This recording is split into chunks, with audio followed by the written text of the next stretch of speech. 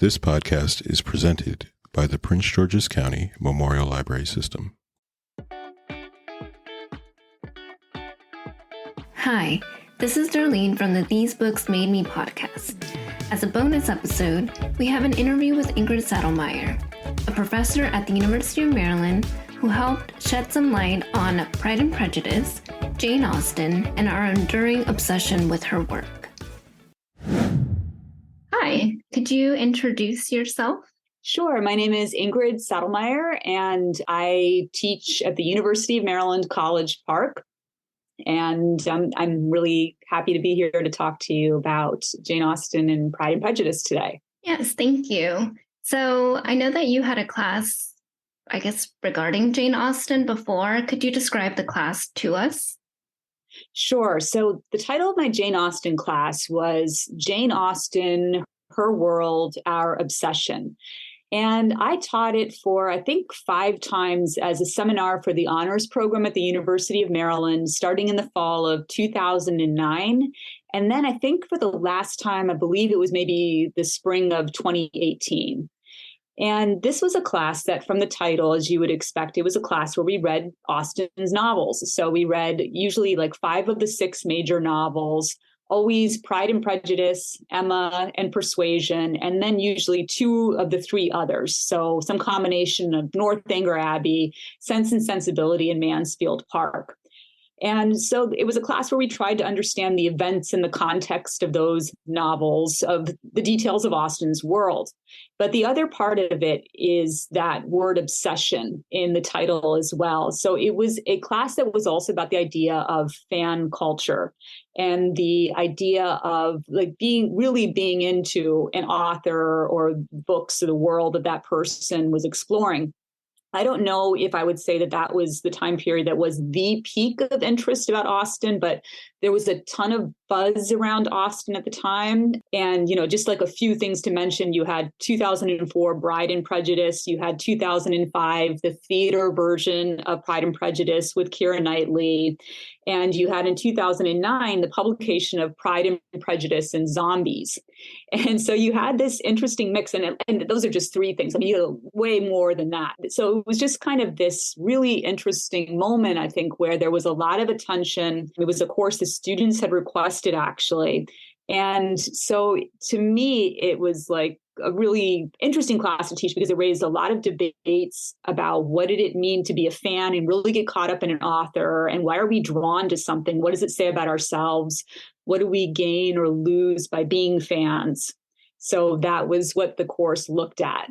And what did you attribute to Jane Austen's enduring legacy? So that was an interesting question for me. And I'll make a little confession here first. So one thing, in talking about her legacy, I have to admit that when I came into teaching the course, I was someone who liked Jane Austen. I respected her writing. But I don't know that I would have described myself really as a fan. A Janeite?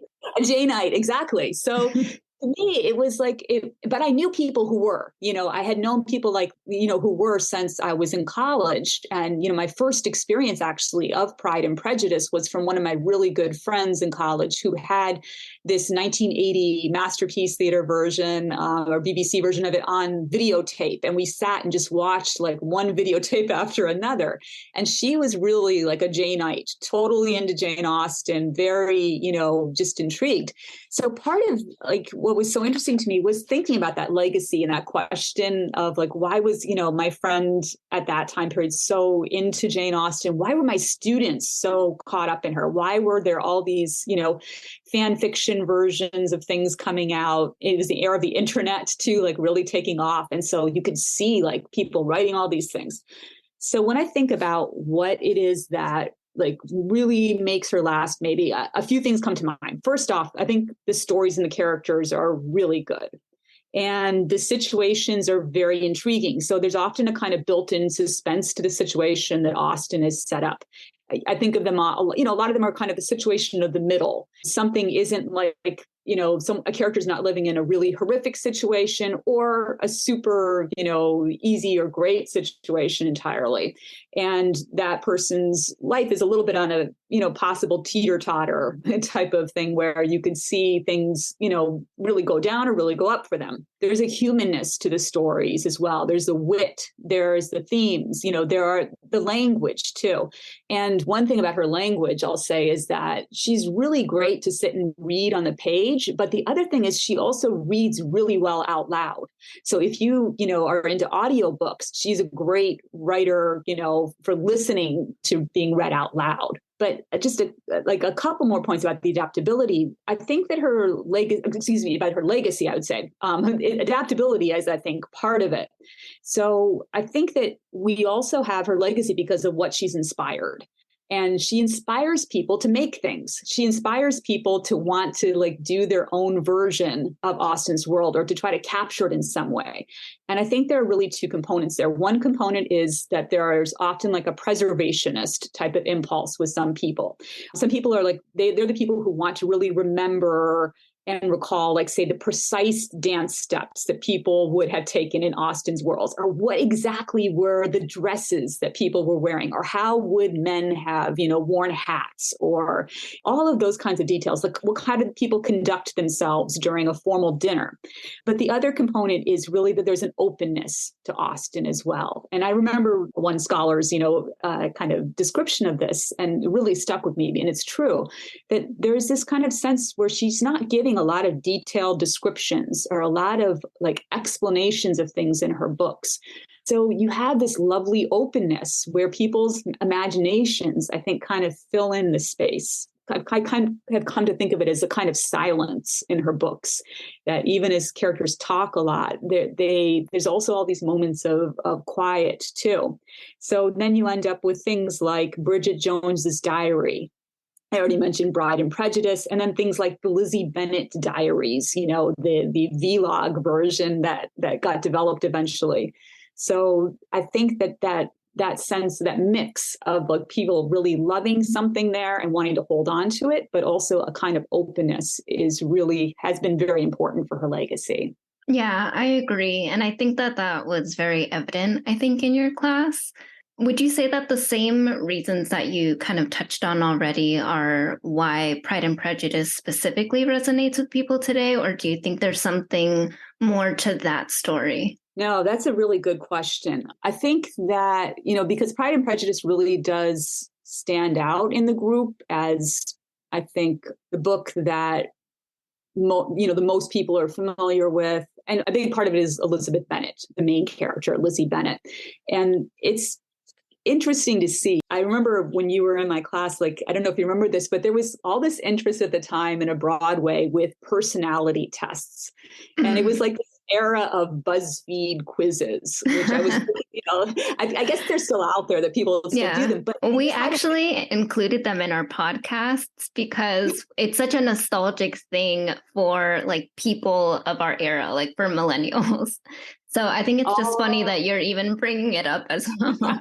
Yeah, I totally remember it with your generation. And it was, it was my students who first started bringing it to my attention, because it was a different class that I was teaching. Then I think one of my students did this whole really great essay where she was writing about this idea of which Spice Girl are you?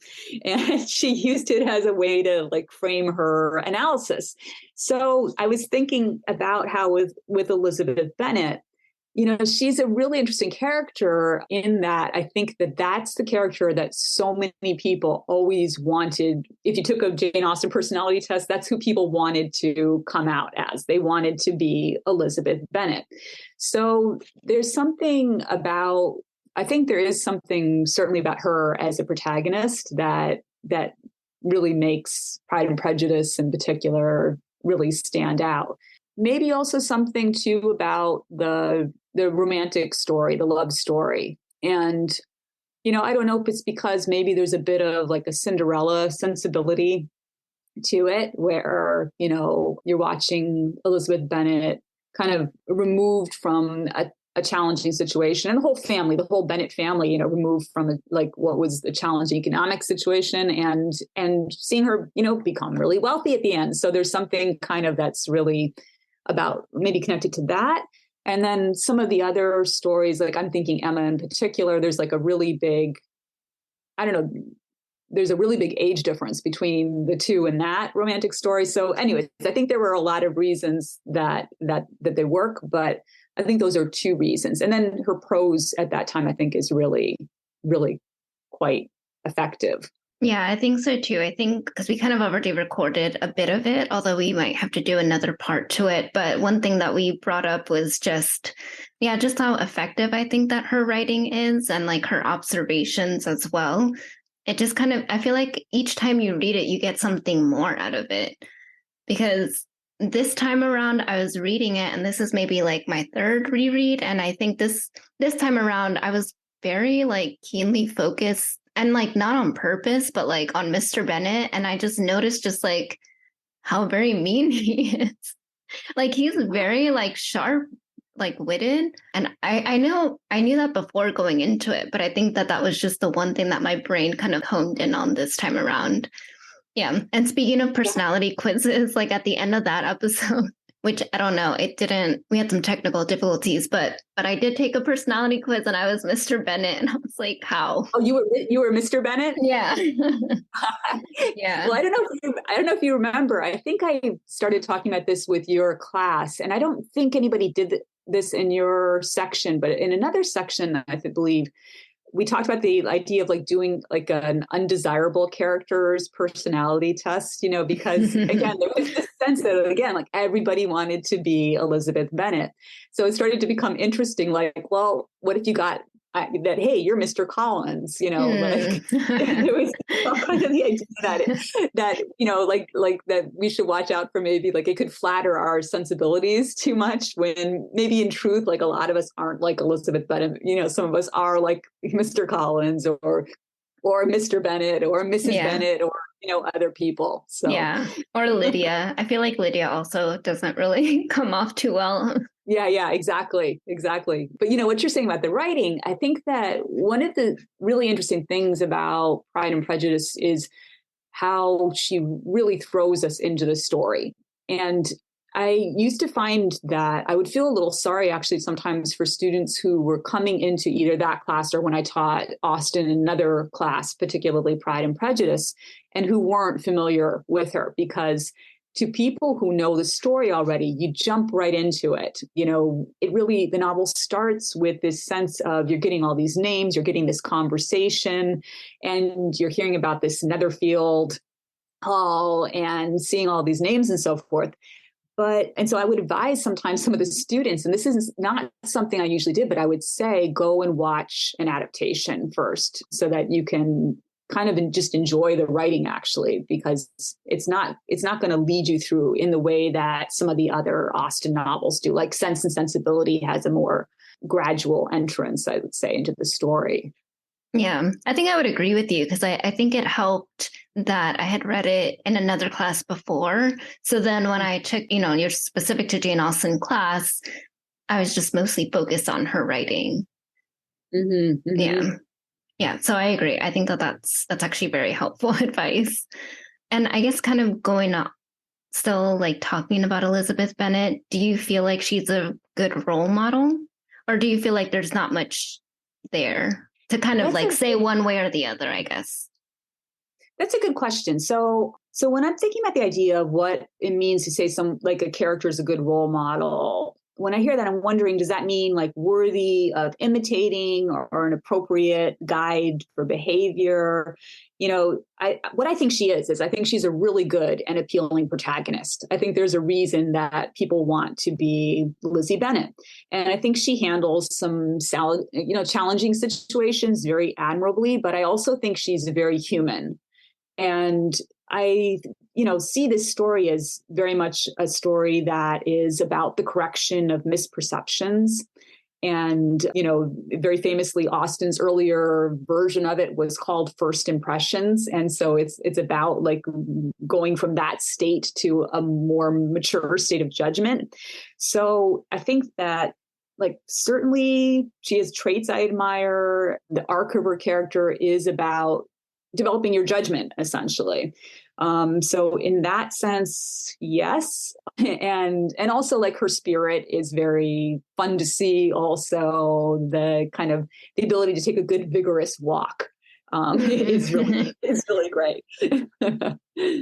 Yes. Yeah. So I guess we were talking about rereading Pride and Prejudice earlier. And I think this was a question more so based on the fact that, like I said, every time I feel like I focus on something new with Pride and Prejudice or with Austen's work. So I was wondering, is there anything that's caught you off guard or piqued your interest after a reread of Pride and Prejudice? I'd say in terms of piqued my interest, one thing that's been really interesting to me is to have read this novel over like the decades that I've read it.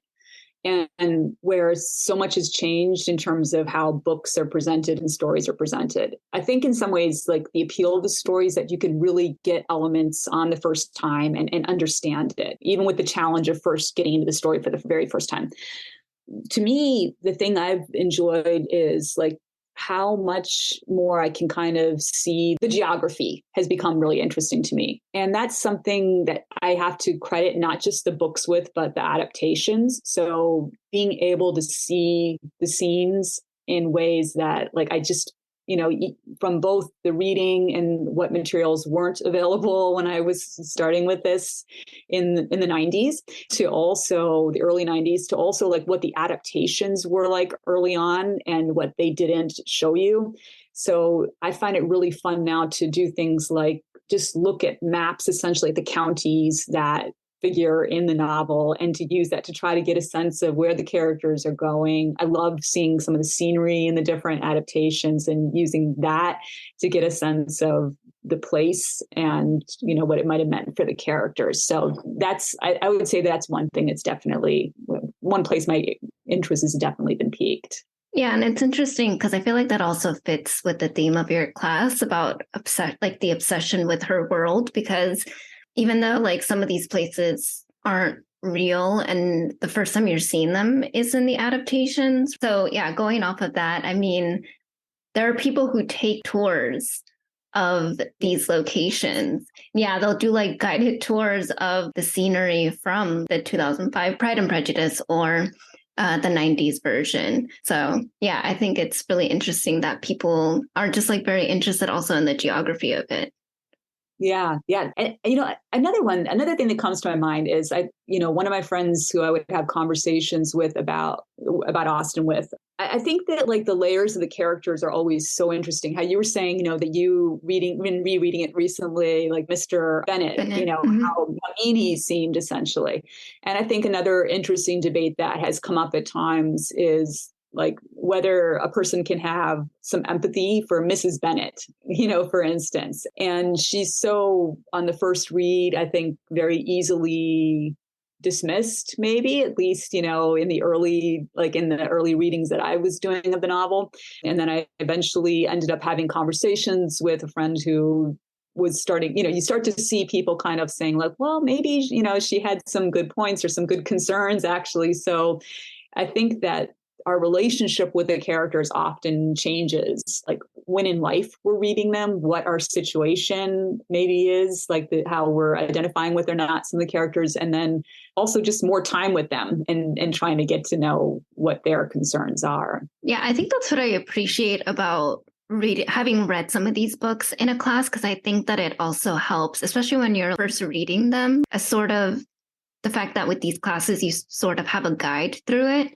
because I don't know that I would have really been that sympathetic or empathized very much with Miss Bennet had you not mentioned it in your class. I think you said it at one point and you had said, she does have 5 daughters. And so that was her primary concern. And so maybe we should look at her with a bit more empathy, because that is kind of what has to preoccupy her mind. So yeah, I don't know that I would have gotten that until maybe this reread is probably when I would have started to feel for her. I think like now that I'm an adult, I feel like maybe something to be said about reading some of these classics in a classroom setting.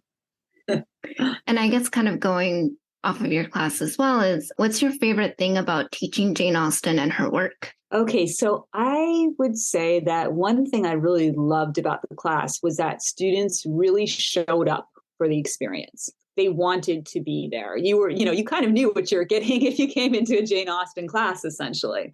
And so it could take them a little while sometimes to figure out how they're going to fit all of that reading into their schedules. And I remember talking about things like trying to encourage people like, okay, hey, I was at the pharmacy the other day. And what did I do? I was reading my Jane Austen novel, and then actually, by the way, I ended up having a great conversation with the pharmacist about Jane Austen.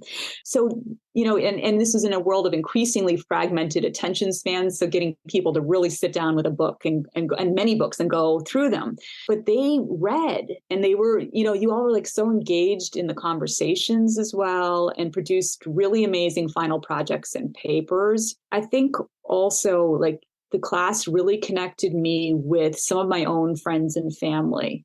So I've had people who have said, hey, when they knew I taught this class, hey, I'd really like to read Emma.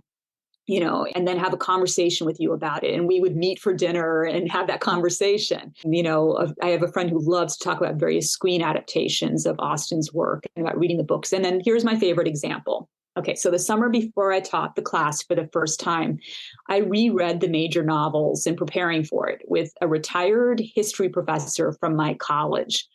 And we had read through some of Dickens's novels together a couple of summers earlier. Both times we exchanged letters about our thoughts. And, there we are writing about Austen's novels. His letters are coming from Massachusetts, mine are from Maryland. And I still have the stack of letters that he and I wrote to each other. He had never read any of Austen's novels before, I believe. So his letters especially had this wonderful sense of discovery and appreciation to them. And in one of my favorite passages from his letters, he grades Austen and Dickens both. And I think something like with Dickens, I think he really admires Dickens's social conscience, and that Dickens is taking on some, really serious problems in an upfront way in his novels. But when he's grading them, he just gets so pulled into Austen's prose, her literary skills, and he gives Austen a midterm grade of A and Dickens in either an A- or a B+. So controversial. Yes. I think my favorite thing about teaching Austen has been the conversations, either with the students, my family, my friends, just the ability to talk about some of the questions that the books have raised. Oh, awesome. Yeah, that's such an interesting story. So I did ask your most favorite thing about teaching Austen, but do you have like a most interesting thing that has arisen? Because I know that you give students projects as well to kind of see like how they engage with her work. Oh my goodness. I mean, there are so many things that students brought to my attention, and I loved it. It was like they gave me a window into kind of all kinds of things that I wasn't aware of. So whether it was, one of my students was the one who let me know that Blackadder, this comedy series, has these really kind of interesting Austen references. I had people who did projects connected to ideas about biology. We had, in your class, we had more than 2 people who did board games, but we had, you might remember in particular, the Jane Austen Monopoly game. Yes, I remember. Yeah. We had someone create their own personality quiz. I had someone in a later section who wrote a musical. It was like Bath, the musical. So I think the most interesting thing really had to be, honestly, like the work my students did. Like I said, I think part of Austen's legacy is how she inspires people to make things, and the things that people made were just so interesting and so fun to see develop. Awesome. Well, thank you so much for talking to us today. My pleasure.